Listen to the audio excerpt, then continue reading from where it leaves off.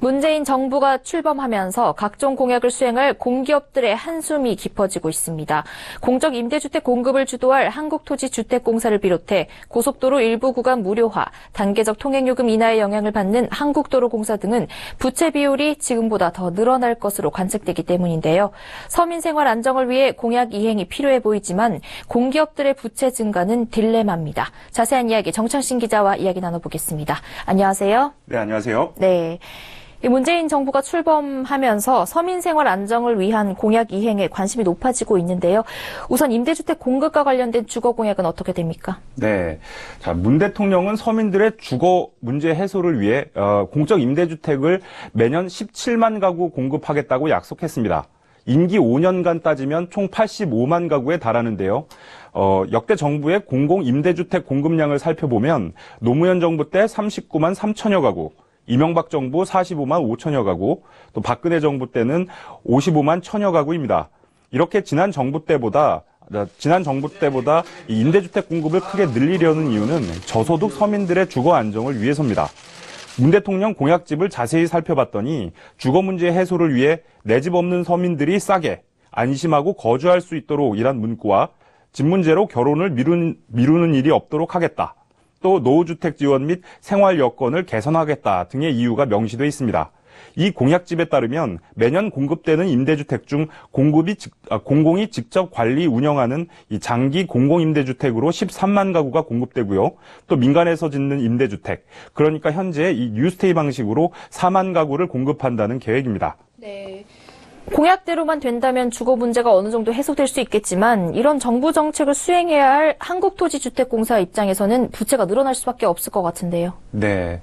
자, 서민 주거 안정을 위해서 이 임대주택 공급을 늘리는 것은 맞아 보이는데요. 맞는 얘기인데 이미 이 공기업 중에 부채가 가장 많은 LH의 경우에는 앞으로 더 부채가 늘어날 가능성이 커졌습니다. 부동산 관련 민간 연구원과 업계 얘기를 종합해보면 공공임대주택 10만 가구 공급에 20조 원가량이 소요될 것으로 추산되는데요. 정부 공급 물량이 매 13만 가구, 5년간 65만 가구인데 단순 계산해도 130조 원이 필요한 상황입니다. 이달 초 기획재정부가 내놓은 공공기관 재무실적 분석 자료를 살펴보면 지난해 LH의 부채는 133조 3천여억 원으로 부채 비율이 342%에 달합니다. 최근 5년간 부채 비율이 꾸준히 감소하고 있는 LH 입장에선 임대주택 공급이 크게 늘면 부담을 느낄 수밖에 없는 상황입니다.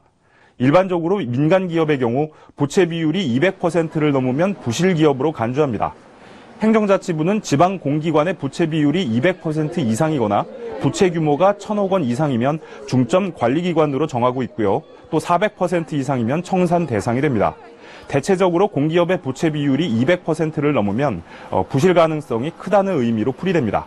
일각에선 LH의 부채는 임대주택을 공급하면 할수록 늘어나는 만큼 착한 부채로 부르기도 합니다.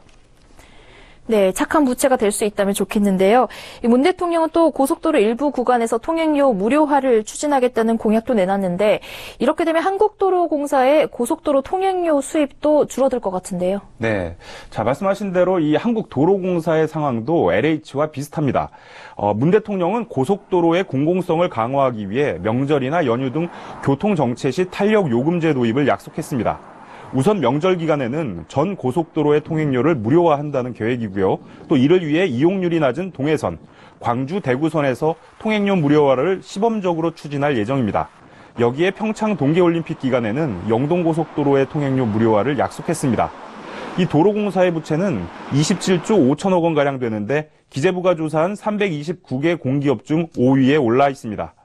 도로공사의 부채 비율은 86%로 심각한 수준은 아니지만 준비한 표에서 볼 수 있듯이 최근 5년간 부채 비율이 감소하고 있는 상황에서 이 통행료 수입이 줄면 얘기는 달라질 수 있습니다.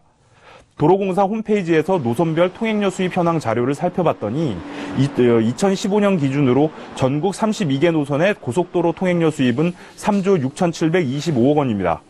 하루 평균 통행료로 100억 원가량을 벌어들이고 있는 건데요.